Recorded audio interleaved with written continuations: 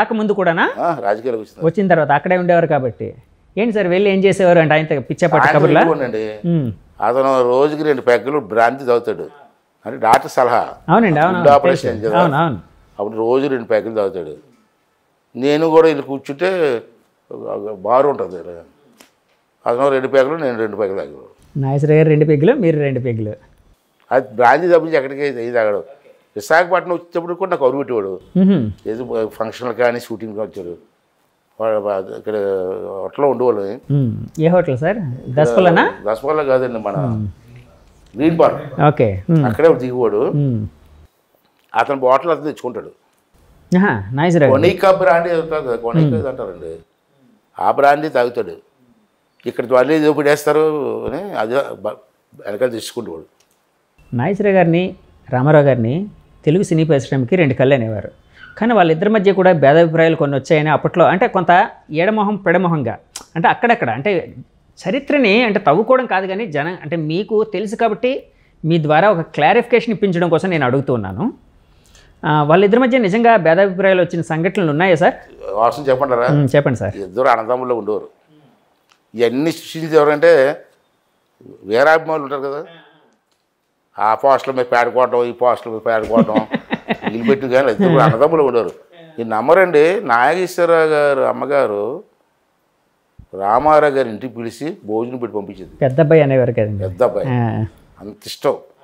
వాళ్ళు బాగానే ఉన్నారు. ఇది వెనకాల ఈ పేడలు కూడా తీసుకోవడం, బొమ్మలు తెప్పించుకోవడం, పోటలు తెప్పించుకోవడం, ఇది తప్పించి వాళ్ళ అన్నదమ్ములు ఉన్నారు. మీ పార్టీలోంచి గెలిచి తర్వాత వైసీపీలో జాయిన్ అయ్యి మీ పార్టీకి పంట కింద రాయేలాగా కంట్లో నలుసులాగా తయారైన కొడాలి నాని గారి కోసం మీ కామెంట్ ఏంటండి? సార్ అటువంటి మూర్ఖుడి గురించి అడగడం కూడా తప్పండి. ఏం చెప్తాం వాడికి? ఏ క్యారెక్టర్ ఉందని చెప్తాం?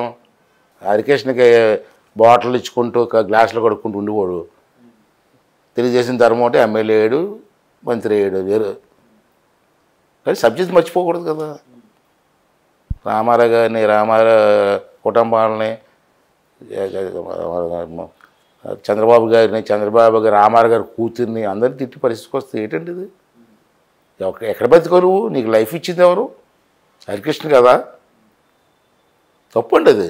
నీకు ఇష్టం లేకపోతే వెళ్ళిపో, నీ పార్టీలు చూసుకో. అంతేగాని ఇంట్లో ఆడవాళ్ళు తిట్టడం, అసభ్యంగా తిట్టడం, అంతకంటే ద్రోహం ఏముంటుంది సార్? వాడి గురించి అడగడం కూడా తప్పు సార్. మీరు నేను చెప్పడం కూడా తప్పు సార్. ఇప్పుడు చాలామంది ఎలక్షన్ మూమెంట్లో సర్వేలు చేయించుకొని పార్టీలోకి రావడాలు అంటే ఇటువంటి జంపింగ్, మామూలుగా పత్రికా పరిభాషలో జంప్ జిలానీలు అంటారు. సో చాలామంది అలాగా జంప్ చేస్తూ ఉంటారు. ఇప్పుడు మీ పార్టీలో కూడా కొంతమంది రావడానికి మొన్న ఎవరో అన్నారు, మీ వాళ్ళే లోకేష్ గారు అన్నారో ఎవరన్నారు గుర్తులేదు నాకు, మేము ద్వారాలు తెరిస్తే, టీడీపీ ద్వారాలు తెరిస్తే వైసీపీ సగం ఖాళీ అయిపోద్ది, లేకపోతే పూర్తి ఖాళీ అయిపోద్ది, సంథింగ్ ఏదో అన్నారు. సో అలాంటి వాటిని మీరు ఒక రాజకీయ నాయకుడిగా ప్రోత్సహిస్తున్నారా? ఎందుకంటే మీ పార్టీని మీరు ఫస్ట్ నుంచి నమ్ముకున్న నాయకులు ఎంతోమంది ఇక్కడ ఉంటారు.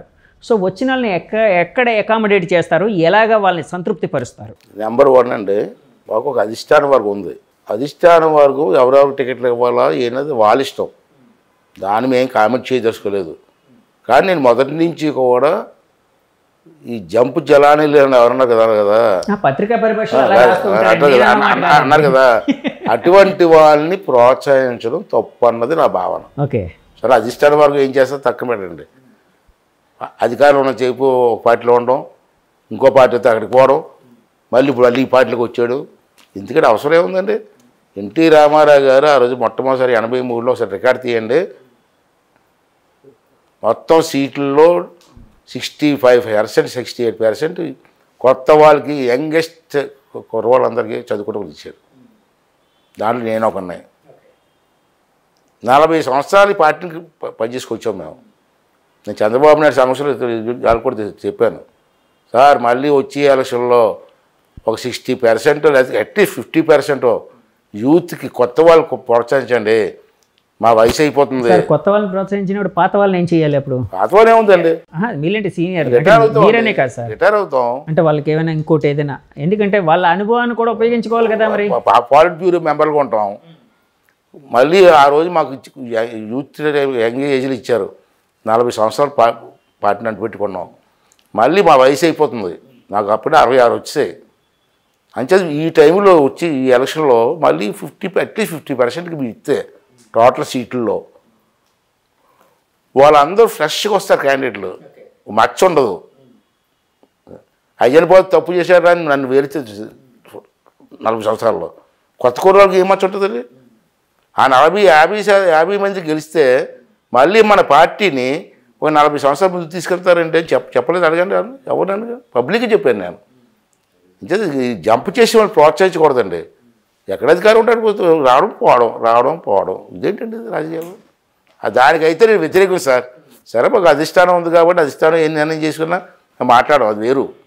కానీ నా పర్సనల్ ఒపీనియన్ అడిగారు కాబట్టి నా పర్సనల్ ఒపీనియన్ అండి. సార్ ఇప్పుడు మీ మిత్రులు గంట గారితో రిలేషన్ ఎలా ఉంది సార్? ఆడికి నాకు మిత్రుడే కాదు, కలిసి పనిచేసాం పార్టీలో, అంతేగాని మిత్రుడే నాకు. అంటే పార్టీలో పనిచేసి ఆడుకున్నావా, గోళీలు ఆడుకున్నావా సార్? సహచరులు, కొన్ని సహచరులు అందాం, అంటే ఒకే పార్టీలో ఉన్నారు కాబట్టి. అప్పట్లో మీరు కొన్ని కామెంట్స్ చేయడం, అంటే ఆయన పార్టీలు మారుతారని ఇలా అని రకరకాలుగా అవన్నీ మీడియాలో వచ్చాయి. మీరు కూడా దానికి స్టాండ్ అయ్యి ఉన్నారు, వాటి కట్టుబడి ఉన్నారు ఎప్పుడూనూ. సో ఇప్పుడు ఎలా ఉంది మీకు ఆయనకి ఉండే రిలేషన్? నేను కామెంట్ అంటే ఉన్నదే కామెంట్ చేశాను సార్. పార్టీ మారేడు కాబట్టి కామెంట్ చేశాను. నీకు మంత్రి ఇచ్చారు, గౌరవం ఇచ్చారు, పార్టీలు మారాల్సిన అవసరం ఉంది. మొన్న కూడా తెలుగుదేశం పార్టీ మీద గెలిచావు అంటే ఇప్పుడు ఈ టైంలో ఎలక్షన్ టైంలో నేను మాట్లాడితే కాంట్రవర్సీ తీసుకొస్తారు. చంద్రబాబు నాయుడు గారు పేరు చెప్పుకుని గెలిచావు, తెలుగుదేశం పార్టీ గెలిచావు.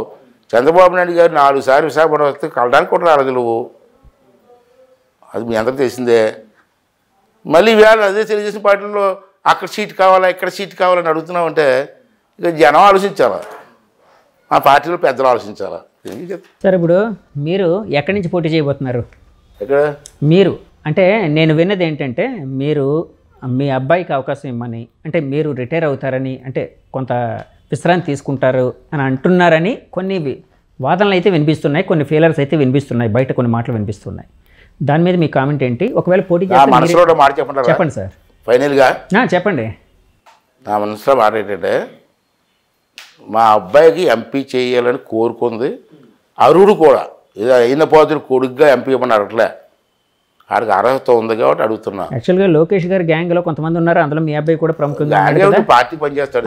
అంటే గ్యాంగ్ అంటే అదే అండి, గ్యాంగ్ మీన్స్ అంటే కొంత సమర్థవంతమైన నాయకత్వం అన్న ఉద్దేశం, యువ నాయకత్వం. అంటే చంద్రబాబు గారిని ఒకటి అడిగాను, ఆడికి ఎంపీ ఇవ్వండి సార్, లాస్ట్ టైం ఇస్తాను అనుకున్నారు, ఇది కారణాలతో ఇవ్వలేకపోయారు మీరు, ఈసారి ఇవ్వండి, నాకు కూడా ఏజ్ అవుతుంది, నేను ఉంటాను కానీ ఆయన ఎంపీ చేస్తే ఆడికి గట్టిగా మాట్లాడే అర్హత ఉంది, మాట్లాడగలడు.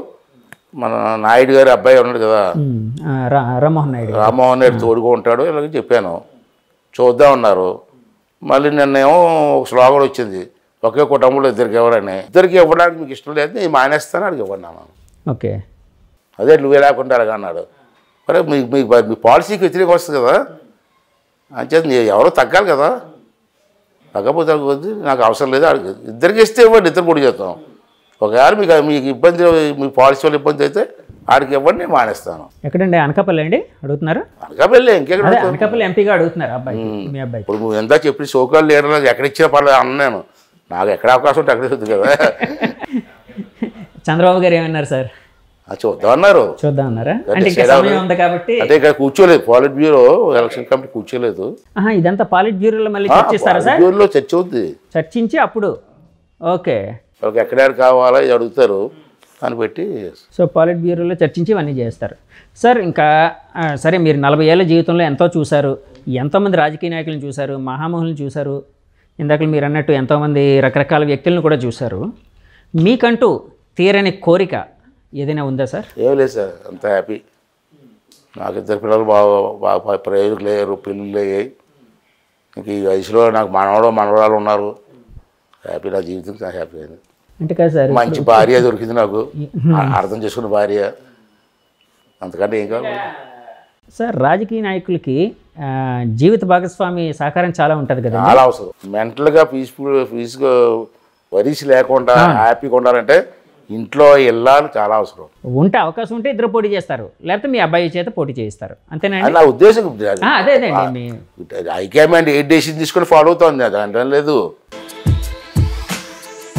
Sun, celebrating 20 years of excellence in education.